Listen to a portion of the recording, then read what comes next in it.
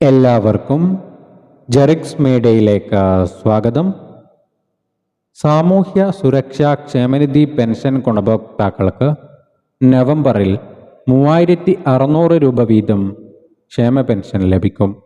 ഇതിനായി 1864 കോടി രൂപ അനുവദിച്ചതായി ധനമന്ത്രി KN ബാലഗോപാൽ അറിയിച്ചു. വർദ്ധിപ്പിച്ച 2000 രൂപ പെൻഷൻ നവംബറിൽ തന്നെ വിതരണം ആരംഭിക്കുകയാണ്. അതിനോടൊപ്പമാണ് നേരത്തെ ഉണ്ടായ കുടിശ്ശികയിലെ അവസാന ഗഡുവും വിതരണം ചെയ്യുന്നത്.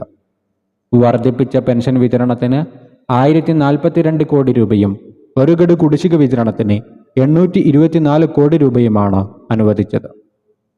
ഇതോടെ ക്ഷേമ പെൻഷൻ കുടിശ്ശിക പൂർണ്ണമായും കൊടുത്തു തീർക്കുകയാണെന്നും ധനമന്ത്രി വ്യക്തമാക്കി.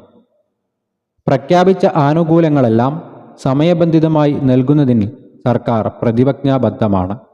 കേന്ദ്ര സർക്കാർ നയസമീപനങ്ങളുടെ ഭാഗമായി 2023-24 സാമ്പത്തിക വർഷത്തിൽ സംസ്ഥാനം നേരിടേണ്ടി വന്ന സാമ്പത്തിക ഞെരുക്കത്തിൻ്റെ പശ്ചാത്തലത്തിലാണ് ക്ഷേമ പെൻഷൻ 5 ഗഡു കുടിശ്ശികയായത്. അവയുടെ വിതരണത്തിനായുള്ള സമയക്രമം 2024 ജൂലൈയിൽ മുഖ്യമന്ത്രി നിയമസഭയിൽ പ്രഖ്യാപിച്ചിരുന്നു. അതിനനുസരിച്ച് കഴിഞ്ഞ സാമ്പത്തിക വർഷം കുടിശ്ശികയുടെ 2 ഗഡുക്കൾ നൽകി. ഈ സാമ്പത്തിക വർഷത്തിൻ്റെ പകുതിയിൽ തന്നെ ബാക്കിയുള്ളതിൽ 2 ഗഡുക്കളുടെയും വിതരണം പൂർത്തിയാക്കിയിരുന്നു.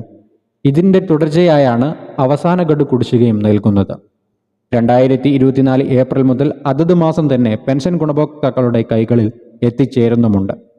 നവംബർ മാസത്തെ ക്ഷേമ പെൻഷനും അതോടൊപ്പം കുടിശ്ശികയും അടങ്ങുന്ന വിതരണം നവംബർ 20 മുതൽ ആരംഭിക്കുമെന്നാണ് വ്യക്തമാക്കിയിരിക്കുന്നത്.